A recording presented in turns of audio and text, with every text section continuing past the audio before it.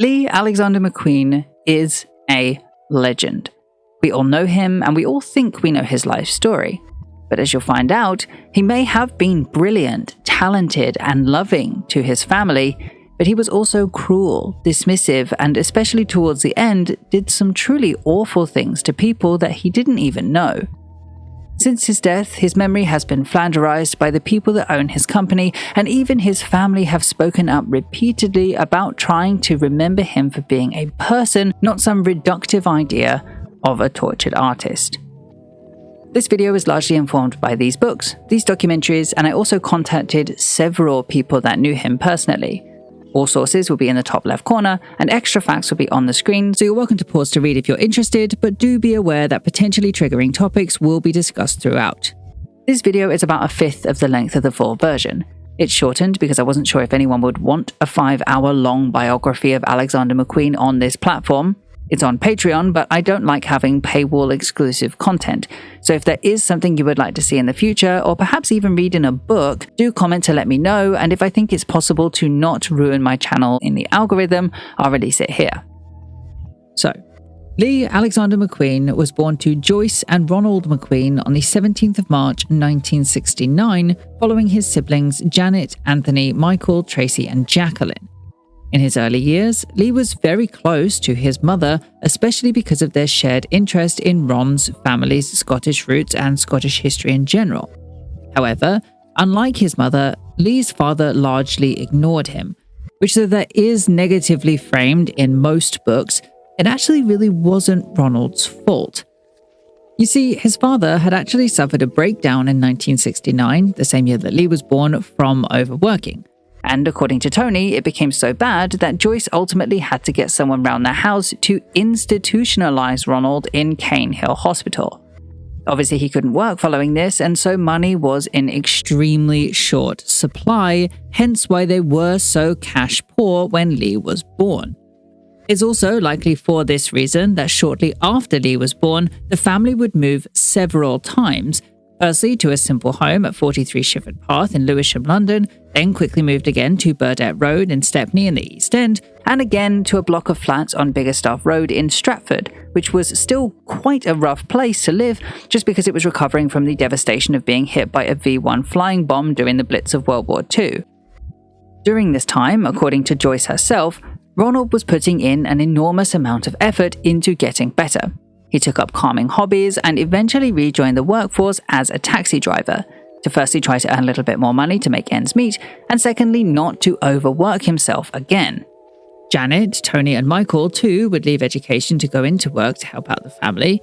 Janet as an office worker for a dried egg import business, Tony as a bricklayer, and Michael as a taxi driver.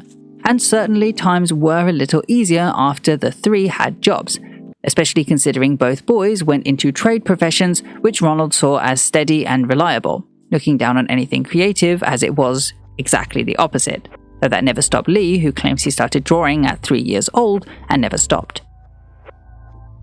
At the age of 5, Lee enrolled at Carpenter's Road Primary School, and it was here that his creativity would truly flourish.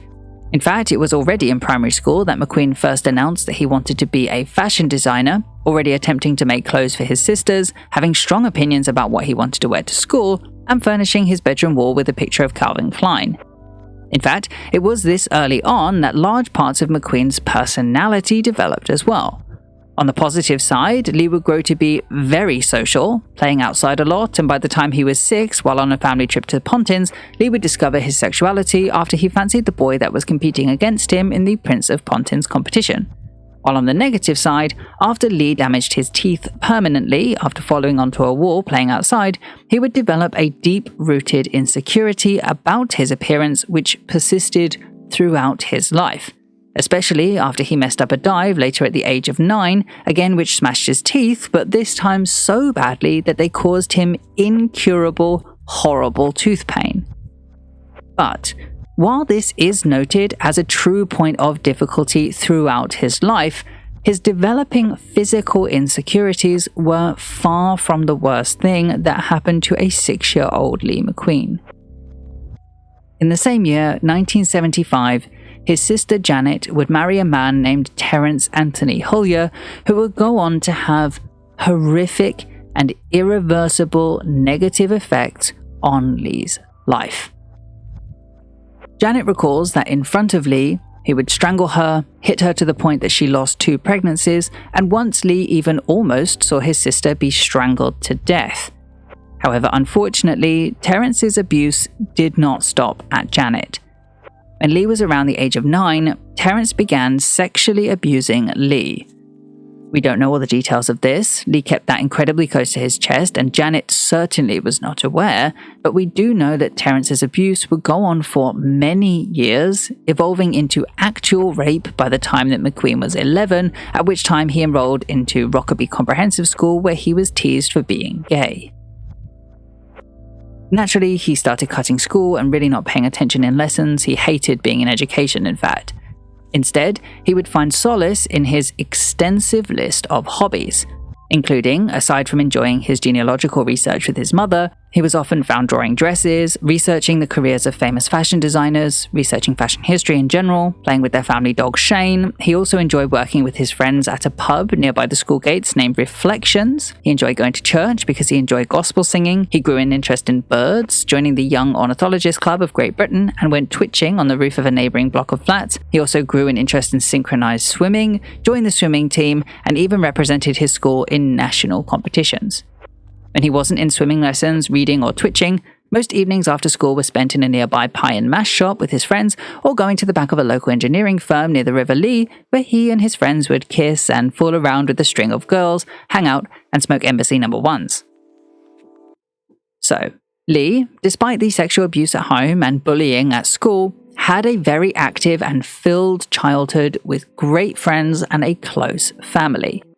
However, while most of the family remained close-knit, the abuse Lee was suffering in secret from Terence had not subsided, and unfortunately, at the same time as all of this, Lee had also started to become sexually abused by his teacher as well. Naturally, this started to directly affect his social behavior, with his friend Jason Meekins specifically remembering that Lee became increasingly hot-tempered in these years. But luckily for everybody involved, on the 27th of May 1985, just as Lee was freshly 16, Terence died. He had left the house to go and get the morning newspaper, leaving his wife Janet and his 2 sons at home, when during the drive, Terence suffered a massive heart attack due to his diabetes insulin clogging his arteries, lost control of the car, and ran into a nearby house.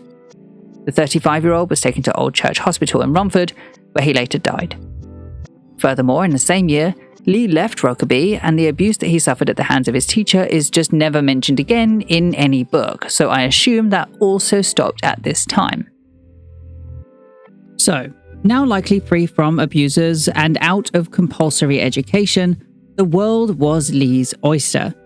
Which is why it's rather surprising that from here, despite hating school with a passion, he continued his education with evening sewing and fashion classes in a local technical college named West Ham Technical College that he attended starting September 1985, for which at the end of the school year he presented some of his designs in his very first featured catwalk show. However, despite his enthusiasm towards fashion, the idea of continuing into a fashion career was very far from Lee's mind. Not only because it wasn't a trade, but also because he wasn't yet very good at sewing and showed very little sign of natural talent. But because Lee was a perfectionist and knew this was a skill he wanted to work on, when one afternoon in 1986, his mother and Lee were watching a TV program about how the art of tailoring was dying and that there was a shortage of apprenticeships on the esteemed Savile Row, Joyce turned to her son and encouraged him to go down there and try, just to see what they say. A probably throwaway comment that we know now catalyzed his entire career. Lee made his way to Savile Row with hardly any qualifications and a low sewing skill. But fortunately, because it was easier to train from scratch than to retrain, Lee fit the bill of what the esteemed tailors Anderson and Shepherd were looking for, and so head salesman Norman Horsey gave Lee a job just on the spot. Here, he worked extremely diligently, determined and self-disciplined, arriving on time and leaving later than required. It was boring and the environment was homophobic, forcing the 18-year-old to learn to code switch, but Lee soon found that he enjoyed garment construction and that he was particularly adept at learning kinesthetically.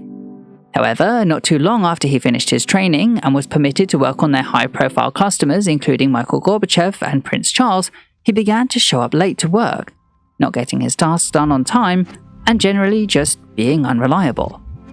By mid-1987, they were concerned and sent someone to his house on Biggerstaff Road. But McQueen was so offended that they came to his house that rather unexpectedly, he just quit. There are actually a lot of reasons given by McQueen as to why he said that he left, but the most accepted reason was that his mother had been taken ill and that he was taking the time to look after her. Anderson and Shepard themselves have since said that they wish that he had told them because they would have just given him a week off for it. But by this point, by the time that they found out, he'd already left. It was just too late. Yet, despite this less than favourable exit, Lee had now his purpose. So, to continue with his studies, he visited Gives and Hawkes on Savile Row and started working here on the 11th of January 1988, but only really stayed just for over a year, leaving on the 17th of March 1989 after he also experienced homophobia here. It was at this point that, according to Detmar Blow's book, McQueen went to see Wendy Dagworthy, then the head of fashion at Central St. Martin's, who McQueen asked for help with selling his own clothing. But she turned him down and instead suggested he enrolled as a student. If this is true, it provides insight into the motivation of McQueen from here onwards to both go into commerce and to run his own business.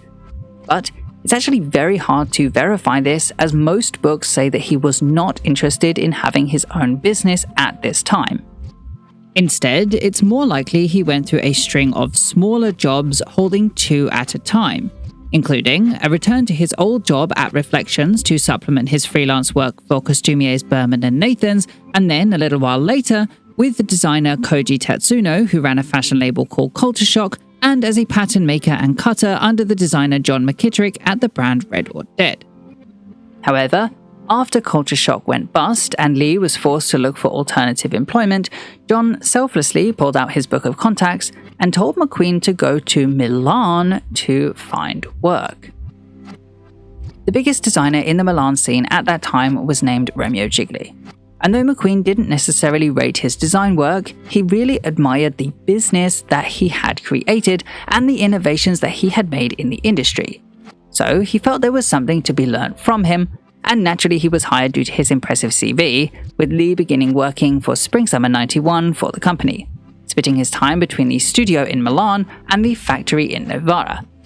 Quickly, he learned factory skills and the art of how to construct and maintain a public image from Gigli, and yet despite his skill development and the fun that he was having on the gay scene in Milan, his time at the company was extremely short-lived, and he was sent back to London in August 1990, only 5 months after he arrived in Milan.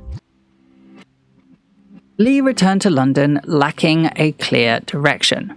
He returned to John McKittrick as a machinist and cutter, this time at his own namesake label for their next season, Autumn-Winter 91, where John would realize an incredible change in Lee.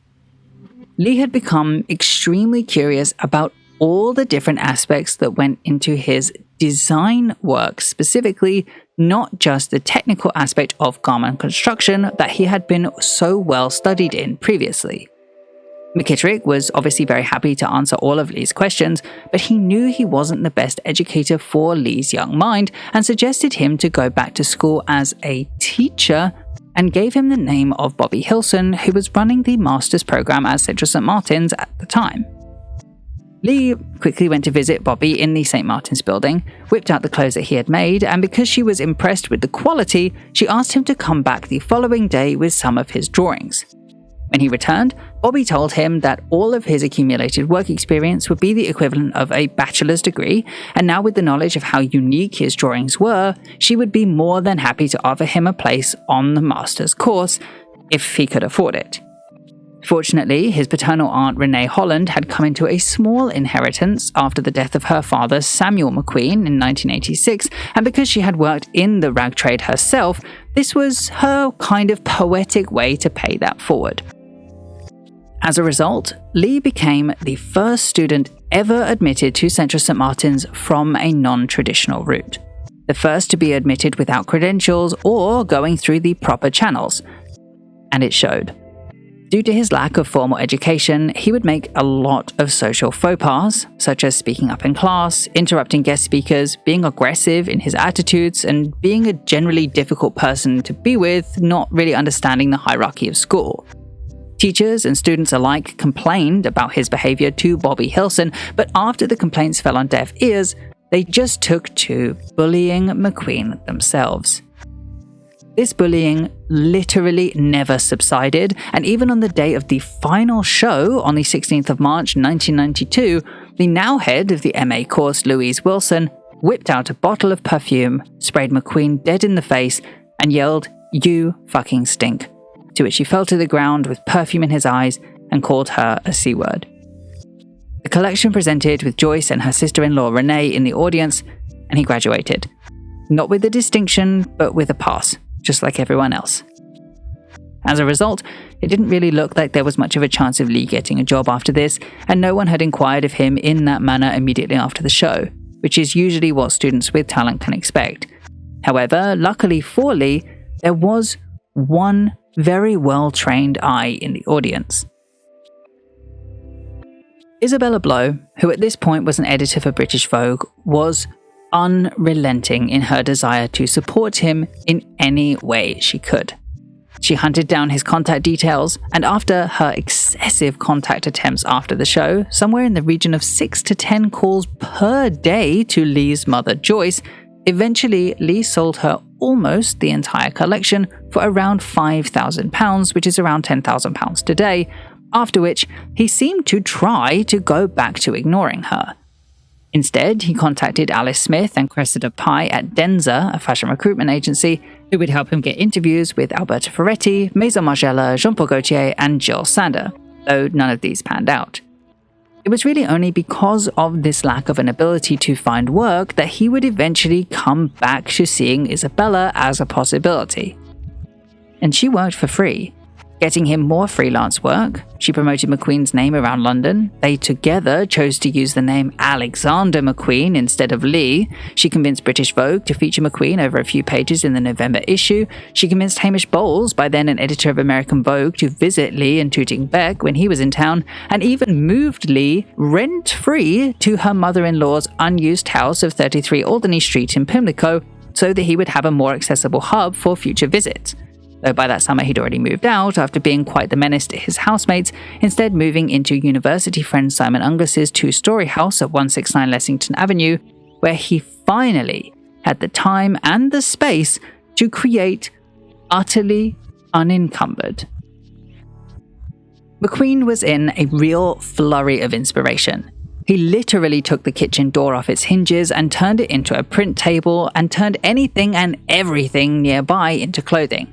This is how the infamous bumps to trousers were originally made in 1992 for Lee's friend and drag artist Trixie Belair, and in fact the creative importance of this and the rest of the created clothes were so obvious that those around him convinced him to use them as his first collection. Though, with that acquiescence, the question then became how on earth he could afford it. You see, while the state of London fashion had become so bad that the whole idea of London Fashion Week was dying, to present in London Fashion Week, even if just in the showrooms, was still expensive. However, luckily, because all of the big names had jumped ship to another fashion capital in season prior, the British Fashion Council was almost forced to give spots in the presentation stage of London Fashion Week away in order to bring interest back. Obviously, McQueen was one of these 6 designers that was given a spot, and because Isabella drew in Sarah Mower, Nilgan Yusuf of the Sunday Times, and Hamish Bowles, the collection was a runaway success, and clearly, creatively, the biggest success of the 6 designers.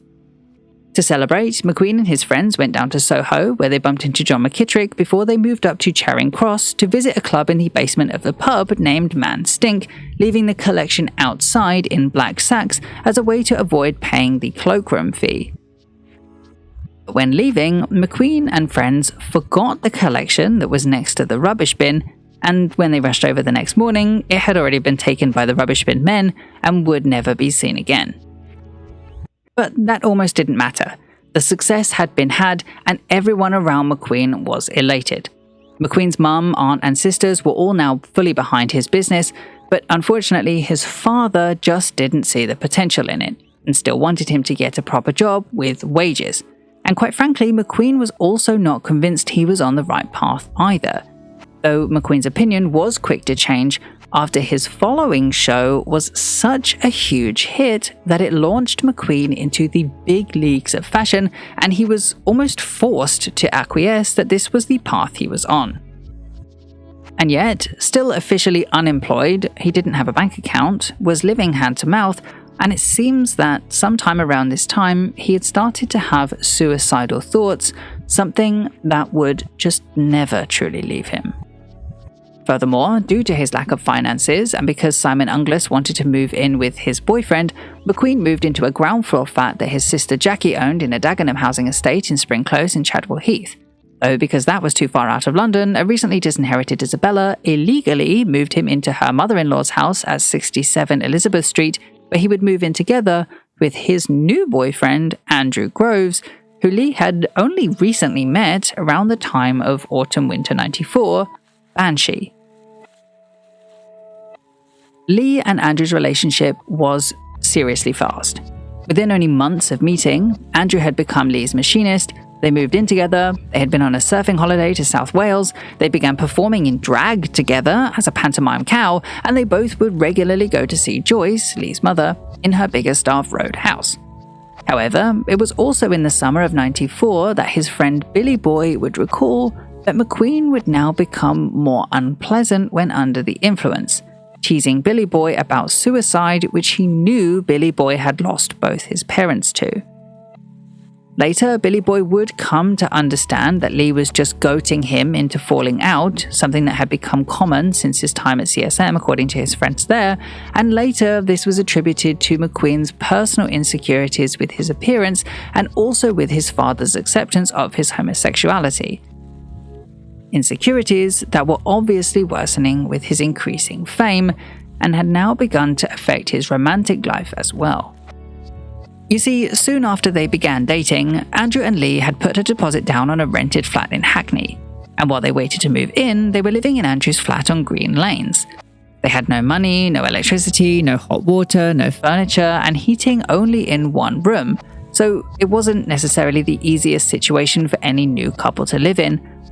But they fought quite constantly, and increasingly their fights became more nasty and more physical. Punching, throwing doors, and they would increasingly frequent sex clubs individually. At first, Groves really didn't understand why McQueen's behavior had worsened like this, but eventually he understood as well that Lee was hitting out at those he was closest to after Lee had a bit of a breakdown in which he explained that he was sexually abused by somebody in his family and that it had happened repeatedly in his childhood.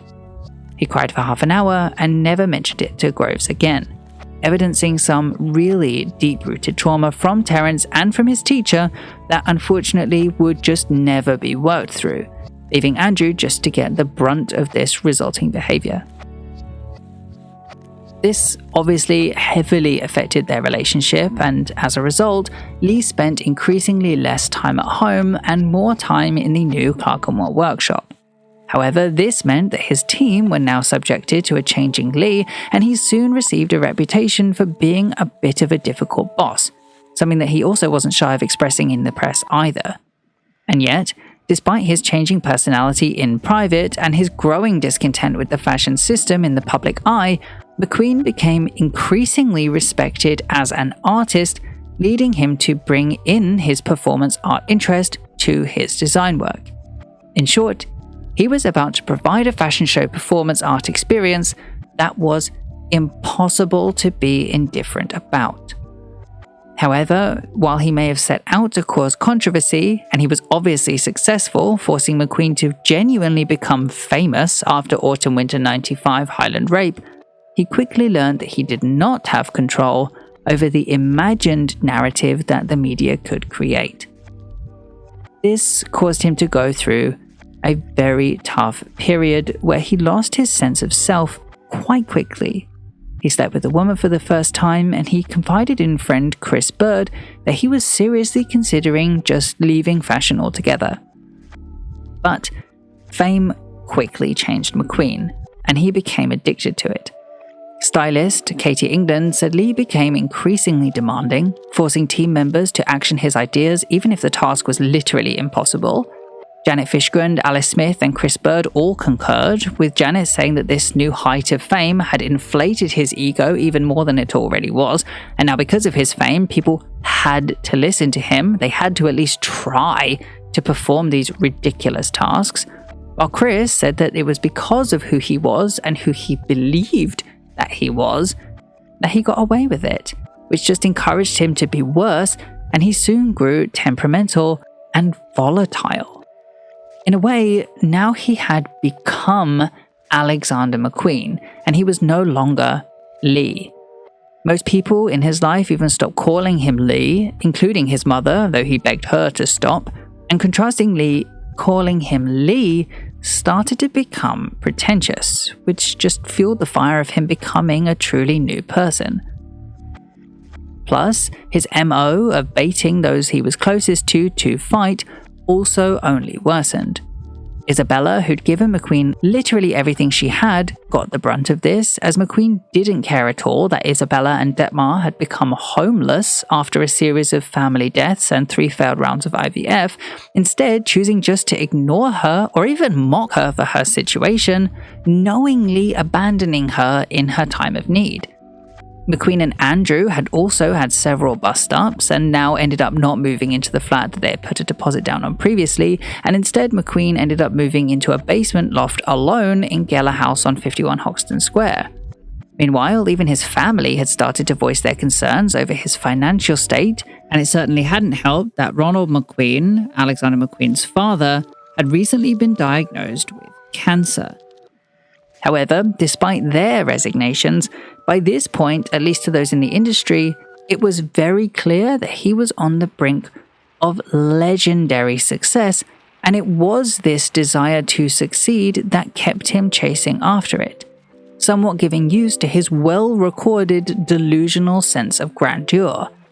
He wanted to become the best designer ever, he wanted eternal success, he wanted to be addicted to it. But this desire now did not include Isabella. The truth is, McQueen realized she couldn't help him in his business anymore. He no longer needed her help with promotion or with sales, and so her role at the company was downsized. She kept on with him at a personal level, but now at elbow's length. So while they were presented as inseparable in the press, he'd become more demanding and more bullisome, while simultaneously juxtaposing these cruelties with expressions of emphatic love for her in a way that was very clearly abusive. Money had changed McQueen, and he had become someone that his old friends simply couldn't recognize anymore. His social life had taken a major turn, and he was hanging out with major celebrities like Goldie, Bjork, Naomi Campbell, and Kate Moss. Though most of his original friends thought that these people only stuck around for the party and didn't actually care about him as a person. Also, they facilitated his increased drinking and his increased drug use, which though was a problem before, because he had been able to compartmentalize so well, it really hadn't affected his business. However, even that turned a corner when he brought some cocaine into the studio to help everyone sew. Though incredibly, because he was so good at compartmentalizing, outside of work and outside of his partying, his romantic life had actually taken a very positive swing after he met a new boyfriend named Murray Arthur, and they had quite the opposite relationship to Andrew Groves before, helping his now regular suicidal thoughts to subside. The pair met on the 13th of July 1996 while at a party given by friend Lee Copperweed in his flat on Cheshire Street just off of Brick Lane. McQueen had had a few drinks and was relaxing from his usual shy self when he began making eyes at a man across the room. Murray was a little more gone than McQueen though, and dashed to the bathroom to vomit. Noticing this, McQueen followed him outside, helped him vomit further, and simply just took care of him. They got to talking, and McQueen learned that Murray had recently moved to London from Scotland, something that was of particular interest to McQueen, who was already obsessed with Scottish history from his own Scottish roots. Naturally, the pair went back to McQueen's apartment and spent the evening together. The next day, McQueen gifted Murray his Paul Smith branded watch and used it as an excuse to set up another date. Meanwhile, his professional career was also about to take a huge upturn after LVMH called to offer him the head designer role at Givenchy around 4 months before spring-summer '97. Though he actually at this time just told them that he would have to think about it, he didn't rate Givenchy as a designer and thought John had bastardized the name of Givenchy in his year there. But they were persistent. They called repeatedly, sent him all sorts of gifts in the hope of convincing him, and it wasn't long before Daniel Piette at LVMH started calling Trina Vercade personally as well. Eventually, and quite unexpectedly, on Tuesday, October 7th, he turned them down, because he just simply didn't want the job. He was rather indifferent to it, and he didn't care about the ridiculous sum of money that they were offering.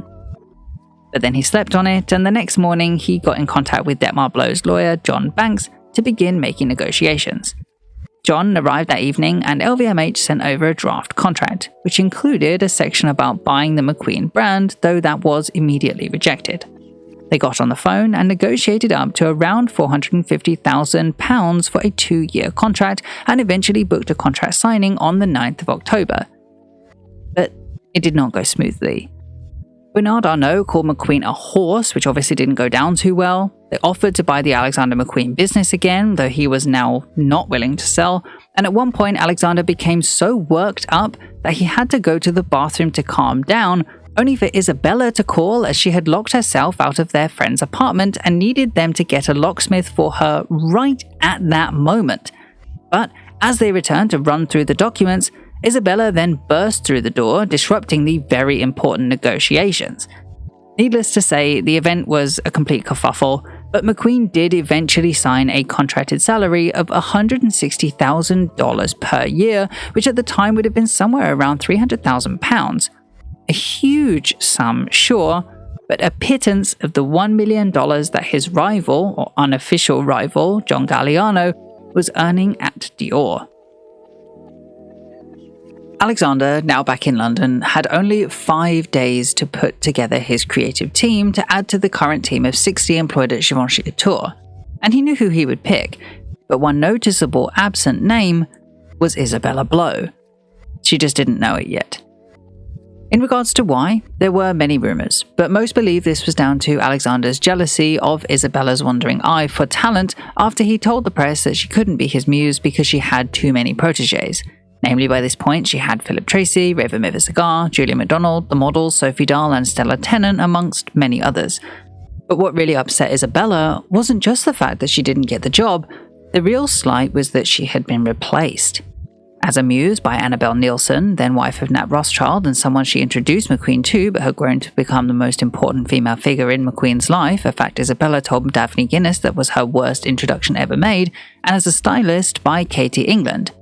Katie was Isabella's younger rival, and to be replaced by her made her feel very insecure and, quite frankly, used. But she couldn't let him go. Isabella was now penniless, she had lost all the things that he had gained, and was terrified that the door would close even further right when she needed it most. And unfortunately for Isabella, while money had changed him before, this was quite significantly more money, and he became quite significantly more changed. If there were any remnants left of the old, shy Lee, it was certainly gone now. He was the imperial genius with friends on the payroll and more pressure and drugs than anyone could possibly handle, even with tables of cocaine backstage at the shows for common use. In fact, this was so much money that with his first paycheck from Givenchy alone, Alexander finally paid back the money his aunt Renee had lent him to go to Central St. Martin 6 years earlier. He started looking for a new London home, soon finding one on 9 Coleman Fields, Islington in London, completing the purchase a little later by the 17th of December 1996 for £260,000, but spending thousands more on renovations, including a huge TV and an aquarium wall in the dining room. He offered to buy his parents a new home, though they declined, saying that they liked the neighbourhood. He finally got his teeth fixed properly this time, though he still had a lot of deep-rooted insecurities that this could not fix, and he finally got the approval from his father that he had wanted his entire life. though this began a new fear in Alexander that his father was accepting of his homosexuality only from his rise to fame and money. However, while he feared that his father was using him, Givenchy had a far more evidenced level of negligence towards McQueen. You see, Givenchy had provided him an apartment for himself and for his team when in Paris. It was 3 floors up, it was small, had a lot of noise from the outside, and was in particularly unkempt condition. So, because it was so undesirable to McQueen and his team, they treated it as such, leaving cigarette butts, used tissues, ice cream pots, and mildewed clothing wherever they fell. Even staff members at Givenchy were surprised to see where they had dumped their most important asset. But unfortunately, this really was just the tip of the negligence iceberg. Bernard Arnault didn't attend his shows, he changed parts of his collection that he didn't like without speaking to him, and refused to speak in English with McQueen despite being totally fluent, treating him very much like a second to Galliano. He was outright neglected at work by Bernard Arnault, but McQueen was like a child trying to impress a neglectful father. He would do whatever he could, only to then break down in private because he was so sensitive about it. It's really this that fueled his increasingly unhealthy choices. Ever heavier drug usage, cocaine and ecstasy at all times of day and night, drinking to excess, firing those that would even mention it. Even sleep became a luxury that he could not permit himself much of, instead spending his nights haunted by creativity that he wasn't afforded to stop, regardless of how much he wanted to. Because the thing is, Alexander McQueen was now a fully fledged celebrity, and he needed cocaine to afford the unceasing demands made of him.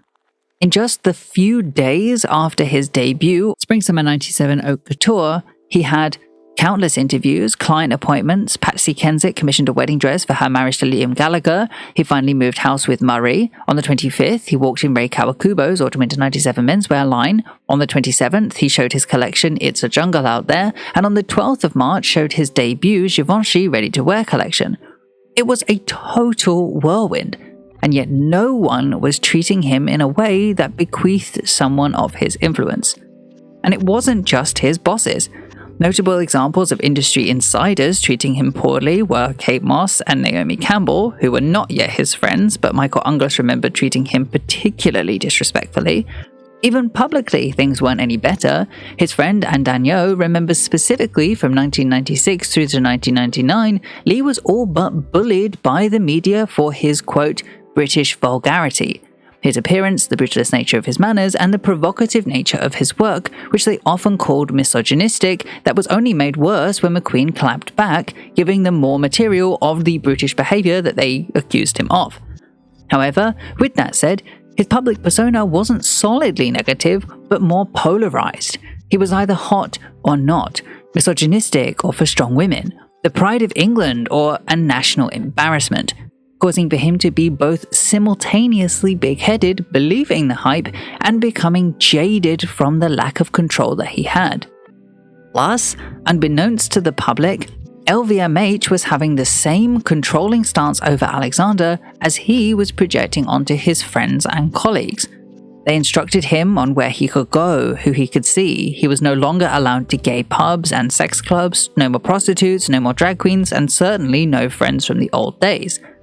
As might be expected, this had a profound influence on McQueen personally, and most noticed a huge change in his behaviour. He was now chain-smoking. He spent a great deal of time getting cocaine or Valium deliveries, even to the point that he overdosed on it accidentally, but was found in time by a flatmate who described him as blue. And yet, with all of their opinions on what he did and who he saw, Givenchy didn't seem to care about his drug use.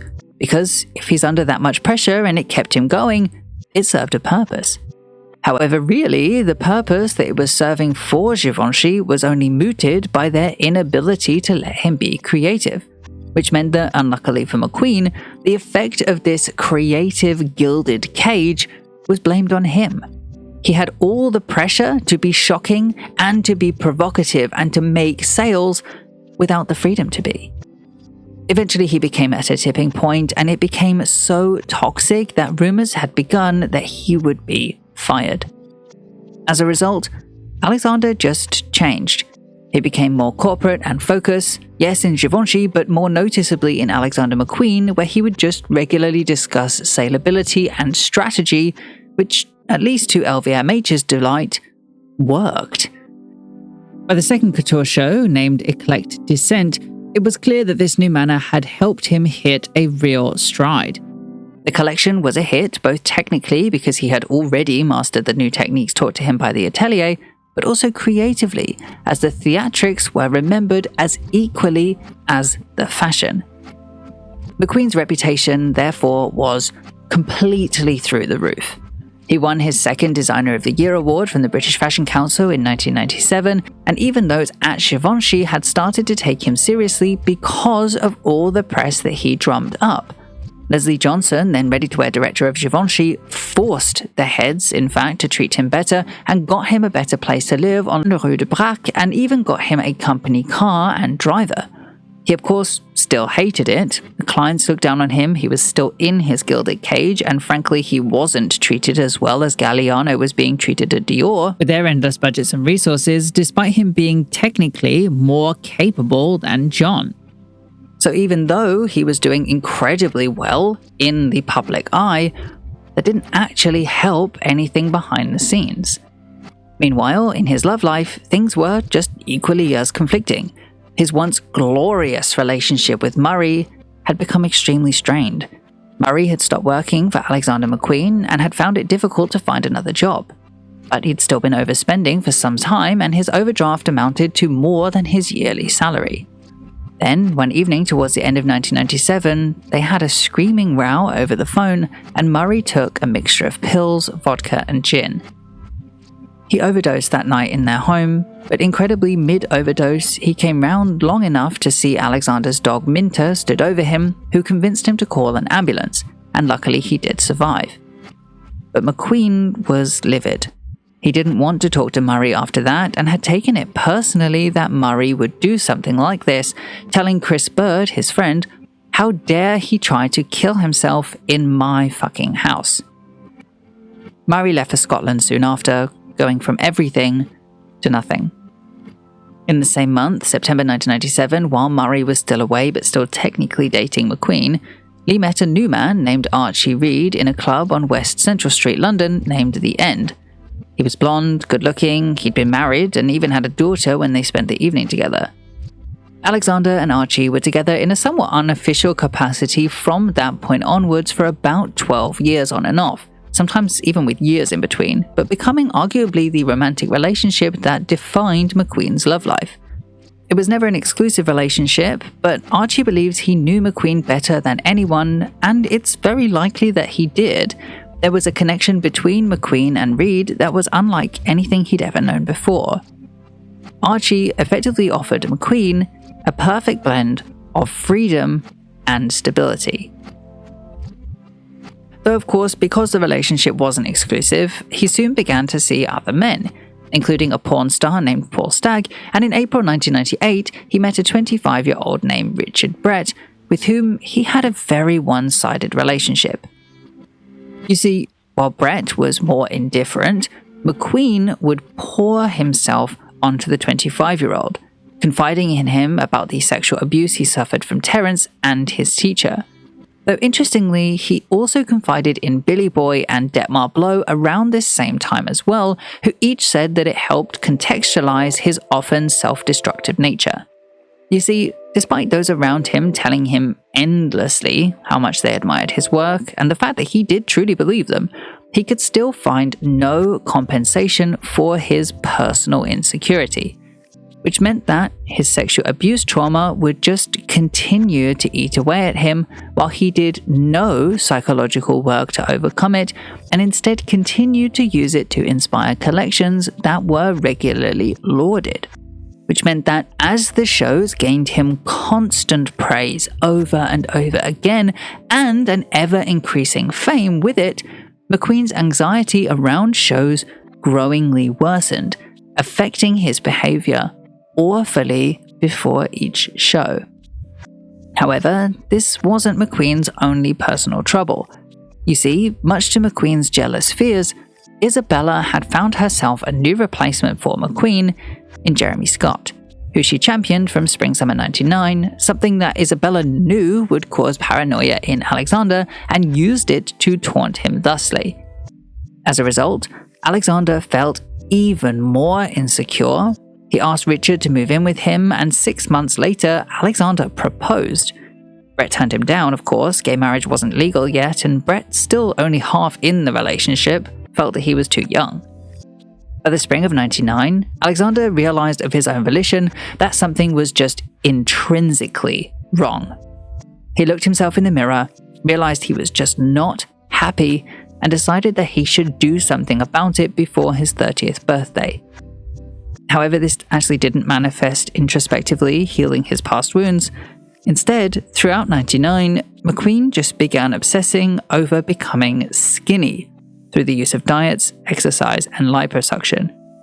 This also played into the fear of the dip, which is that point in a creator's success where they reach the pinnacle and start sliding downwards. This, of course, is an inevitability for all creators, but McQueen, being fearful of this, had conflated his idea of losing weight with being a marketable person like Ralph Lauren or Calvin Klein, who marketed themselves as much as they did their clothes. And therefore, he bound the idea of his career success with the desire to be brandable, which in his head just translated to skinny. Though this soon caused yet another awful spiral back into overeating fatty foods and foods in the carbohydrate food group, excessive drinking, and also excessive drugs, to a point that this time almost killed him after a trip to Spain with his assistant Annabelle Nilsson and new friends Kate Moss and Naomi Campbell, in which Moss found McQueen blue on the floor of the bathroom. By the autumn, Richard's discomfort had not subsided. Alexander had become controlling, and Richard felt a loss of his own identity. They broke up, and McQueen had a brief fling with a man named Jay Mascaret before he found a new beau in George Forsyth around the February of the year 2000. George and McQueen could talk for hours, and again McQueen unloaded onto George all of the difficulties he was having. George describes McQueen's friendship group as incestuous, cliquey, and rampageous in their drinking and drug habits that would go on for days on end while never expressing concern for their actual problems, namely McQueen's escalating mood swings that most of his old friends just thought were an early sign of mental illness, but was shrugged off as an eccentricity or blamed on the absence of his pre-fame friends. But while Givenchy and Alexander McQueen tolerated it, it's thought that this was a factor as to why in April of 2000, McQueen approached Marianne Tesler, then the president of Givenchy, with the idea of selling them a stake in his own label. Surprisingly, considering they tried so hard to get a stake previously, they turned him down. But it was this, and the knowledge that Domenico De Sole and Tom Ford over at the newly formed Gucci Group had freshly received $2.5 billion to spend on fashion companies to grow their portfolio, that led him to consider to take his business elsewhere. He'd also met De Sole at a party in either May or June 2000, and they also got on, taking a picture together to send to Bernard as a kind of threat or mockery of Arnault's recent failed takeover bid of Gucci. Meanwhile, in his personal life, by late July, early August of 2000, McQueen had asked George Forsyth to marry him, and unlike Richard Brett, Forsyth said yes. A New Age priest performed the ceremony under a full moon on a 3-story yacht in Mallorca, and the pair exchanged wedding bands engraved with their names before the newlyweds and guests moved on to the after party of £20,000 of champagne and lobster. In attendance were bridesmaids Kate Moss and Annabelle Nilsson, Sadie and Jude Law, Noel Gallagher, Meg Matthews, Patsy Kensit, Nellie Hooper, Karen Mudler, but notably no family were present at all, and multiple sources claim it not to have had the serious vibe of a legitimate wedding, leaving many to speculate that this was just an excuse to party, drink, and take a lot of drugs. Unfortunately, this was also experienced by George, who Jude Law found sitting alone and noticed how uncomfortable he looked. He asked him if he knew anyone at the party at all, and he didn't. and several friends soon noticed how their relationship after the wedding devolved between giant gestures of romance and base domestic violence. Archie Reed, McQueen's long-term boyfriend, who Alexander was still with at the time of the wedding, thought the wedding was only done in spite, evidencing McQueen's true unhappiness with everyone and everything in his life, including his own namesake fashion house. Because in truth, he was desperate to leave the industry. His Givenchy contract was coming to an end in 2001, and he'd fulfilled all his wildest dreams with a business that could run effectively without him, thanks largely to Sarah Burton. However, just at this moment, just as he was about to leave fashion forever, he received a call from Isabella Blow, who had some news that he could not ignore. Tom Ford wanted Gucci to buy a stake in Alexander McQueen. Naturally, it didn't take too long for him to contemplate, and only 6 months after meeting De Soleil, on the 2nd of December 2000, he sold 51% of the Alexander McQueen company to the Gucci Group for a reported $25 million, though this figure is well debated. Alexander could finally see the light at the end of the LVMH tunnel, but that could not remedy his internal struggles. He was hungover most days and had grown a tolerance from drugs, meaning he was now asking for harder and harder substances that he couldn't get without a prescription. He was also having regular panic attacks, as the stress of fame, paired with Bernard Arnault's constant jabs in the press, only added to the paranoia that everyone around him was just using him for his fame and money. As a resolve, McQueen just started to spend his newly increased wealth on major shopping sprees across the world, on a new home in Essex for his parents, and for himself a Georgian house on Victoria Park in East London where he and Forsyth planned to raise a family. In June 2001, McQueen paid $1.3 million for 11 Aberdeen Park, and another few months after that, purchased a £340,000 home named the Old Granary on Warren Lane, Fairlight, 3 miles east of Hastings. However, his aforementioned plan for a family with George didn't last too long, as around the time of his Spring-Summer 02 ready-to-wear show, he broke up with his husband because Forsyth had asked McQueen for money to pay his mortgage, and McQueen saw that as a sign that George only wanted him for his fame and money. McQueen thus spent more time with Archie Reed, started serial dating again, and became increasingly more paranoid, believing that he was being raped during the night by a ghost, which led him to set up film cameras to ensure he wasn't molested while he slept. At some point in the year, he also contracted HIV, something truly devastating to a man that had grown up during the AIDS epidemic and had always been very concerned about sexual health. His weight issues also worsened. In the press, he started to claim that he was eating healthy, taking diet pills, doing yoga and power walking, but of course none of that was true. He'd lost weight by getting a gastric band fitted and kept it off with a £600 per day drug consumption, taking his appetite. So, while everything conceivable was going right for McQueen on the surface, excellent sales, good reviews, and even in 2003 a CBE, the undercurrent behind all of that was very dark. And unfortunately for Alexander, things were only about to get worse. You see, these pressures had now expanded not only to his workload, but also to his personal life. His mother had recently had kidney failure, for which she was on dialysis thrice a week, and his HIV status was also weighing heavy, causing him to reveal his secret to his family, who were devastated by the news.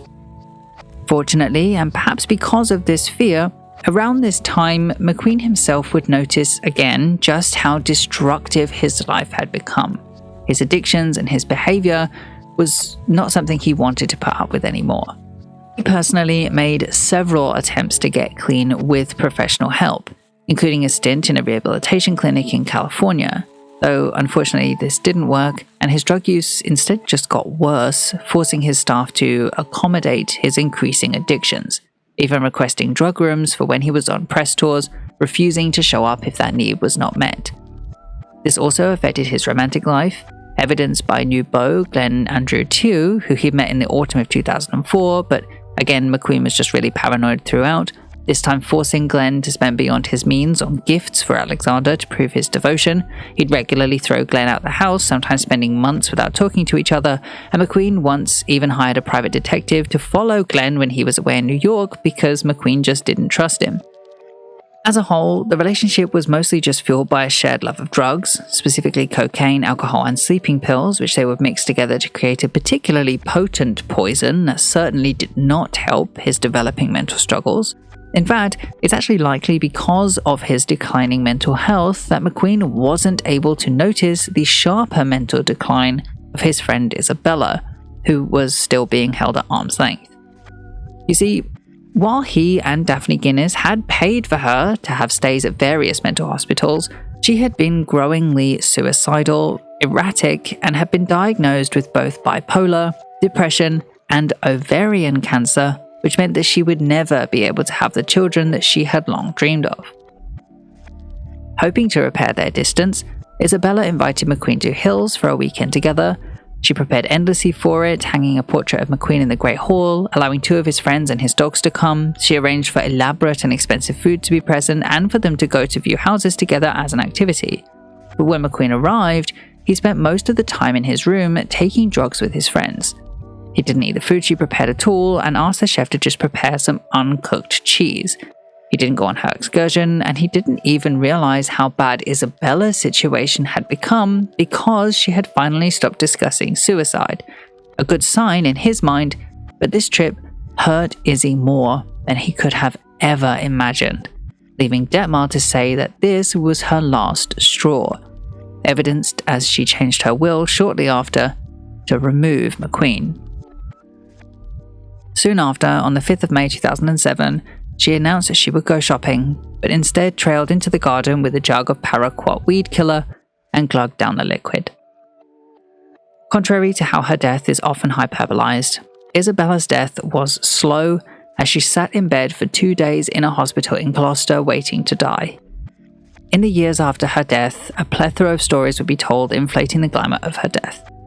But in truth, she died at the age of 48 in a public hospital, dressed in cotton, on a drip.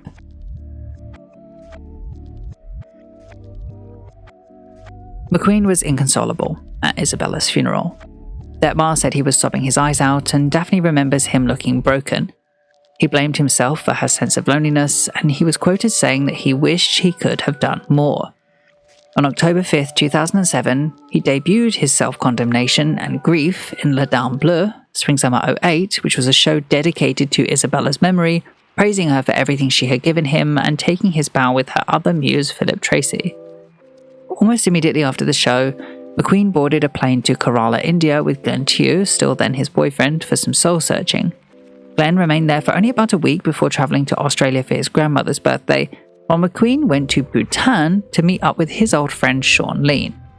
Here, he would learn the basics of Buddhism and found solace in Buddhism's central tenets, which helped him deal with his immense grief over Isabella's passing and with his own inner struggles.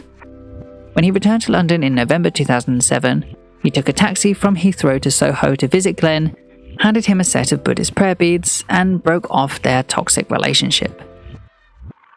This certainly was a major breakthrough in his life.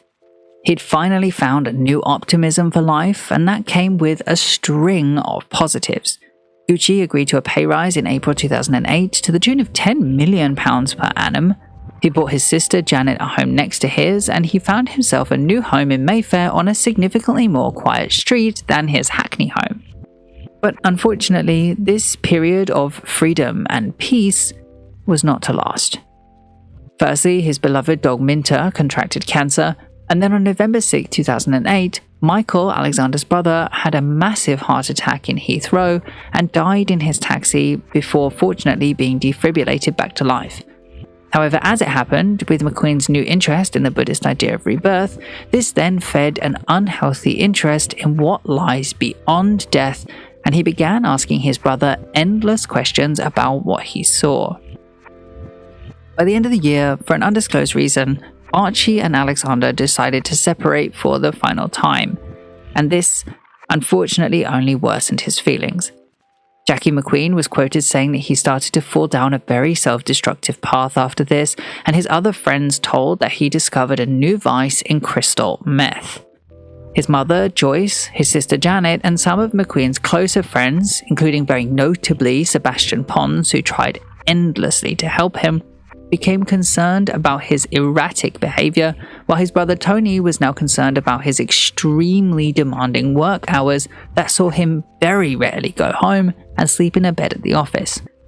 And yet, despite all of the family and friends' repeated attempts at contacting McQueen and contacting Gucci as well to air their concerns, later that month, McQueen would overdose on sleeping pills in June, and shortly after recovery, he would attempt again to take his life in July, this time overdosing on painkillers.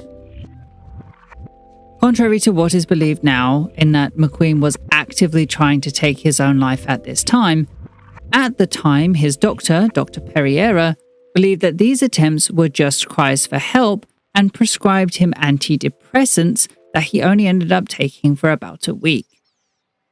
As it happened, it was not these pills that put a halt to his suicide attempt, because around the same time, Alexander's mother, Joyce, had kidney problems that were now worsening, and it became apparent that she would likely die from her condition. As a result, McQueen was forced to realize what his suicide would do to his mother, and he decided that he would stop attempting to commit it just to keep up appearances to make her final time less painful. But he only planned this until after she passed. So he self-medicated with recreational drugs, which now caused him hallucinations in the form of flashing lights from underneath his bed, continued paranoia of a man sexually assaulting him while he slept. He lost the ability to care for his own HIV status and knowingly continued sexual experiences with HIV-negative people without informing them of his status. By that Christmas, his mother was hospitalized, and it was clear that she was near the end. Knowing that his mother's time was nearing and his plan for after her death, he then visited Robert Paulet to ensure the future of his company in the event of his absence, and he continued his work obligations by traveling to Milan for his Autumn-Winter 10 menswear show before returning, only to find that his mother's condition had worsened. On the 1st of February, while McQueen was at a dinner in honor of Tom Ford, his family was around her bed in the hospital. Hoping for the best, by around 11 or 12 at night, Michael and Ron went off to take their prescription medicine, which they'd left at home, and Janet drove them, leaving her son Tony alone with their mother. At midnight on the 2nd of February, Joyce began screaming aloud in the ward, obviously in true pain. The nurse gave her morphine, and she fell into death in Tony's arms.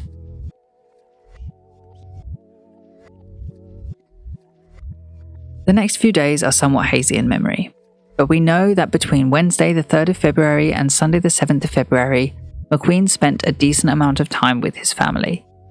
By the 9th, McQueen returned to work and even went out clubbing alone, but again with copious amounts of cocaine and alcohol.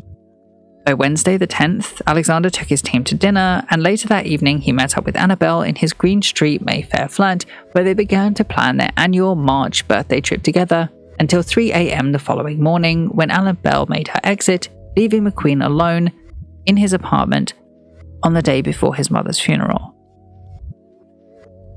McQueen locked all the doors, set up a scented candle, and forced a security chain onto the front door.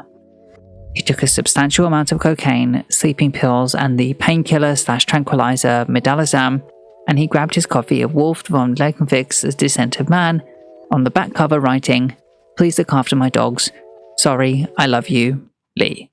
P.S. Bury me at the church." From here, there is no exact chronology.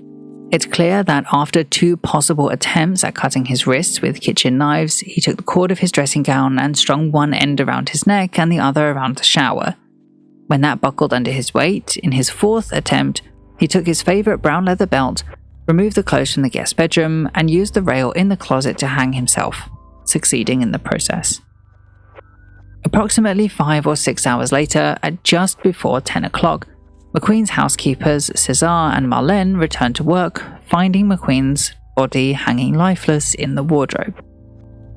Immediately, Cesar called McQueen's personal assistant, Kate Jones, who darted over to Green Street, where she met police and an ambulance crew who removed McQueen in a burgundy body bag, surrounded by reporters snapping pictures as his body was loaded into the car. which meant that unfortunately for the family, most of them discovered the news after it had been broadcast to the world. However, this was not the end of his memory. This was not the end of his story. You see, within 24 hours, the company, Alexander McQueen, began to distance itself from the real person that was Lee Alexander McQueen. McQueen was a complicated person, as we have well discussed in this video. He was good and bad, talented and fearful, often cruel but often wonderful. He'd been an openly gay man who enjoyed things like group sex, prostitutes, porn stars, illegal drugs, and was known to be horribly cruel and even physically violent to those who loved him best. But that was the problem. To PPR, he had always been both the company's greatest strength and their greatest liability. And now that he was dead, they were willing to spend millions to control the narrative. Specifically, Gucci hired Jonathan Code, a specialist in reputation management, to spearhead a campaign that led the narrative on McQueen's death to angelicize his memory. This included overseeing the removal of anything and everything in the front window of their shops, replacing that with an announcement of his death and an encouragement of fans to leave flowers and notes at the boutiques, welcoming several salutes to Alexander during New York Fashion Week that year, which he had died at the beginning of, and the MCQ diffusion line show that was ready for New York Fashion Week was cancelled. Obviously, given the overtly positive memory that we have of Alexander McQueen today, these efforts have been wildly successful. But because of these efforts, today we have a flanderized memory of a man that was so talented that he couldn't take his own creativity and so took his own life.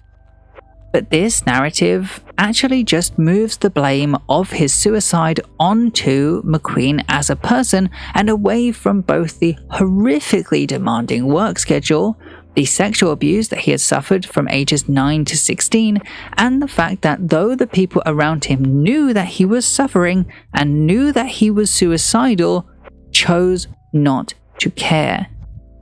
Even the McQueen family have spoken up about this several times, with Ron, Jackie, and Janet all questioning if the inactivity of those at both LVMH and the Gucci group makes them culpable.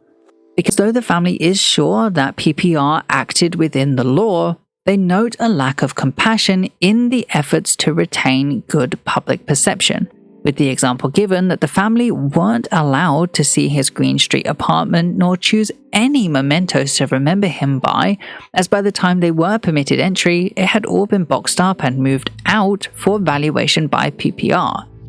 In fact, of the very few things they got, 2 came from the inquiry into his death, with Jackie taking the rail and Janet taking the belt that McQueen had used in his final acts. Even their private funeral, which was planned for the 25th of February 2010, was swiftly taken over by PPR. Their role was reduced to a family reading, and they ended up not knowing many people in attendance at all.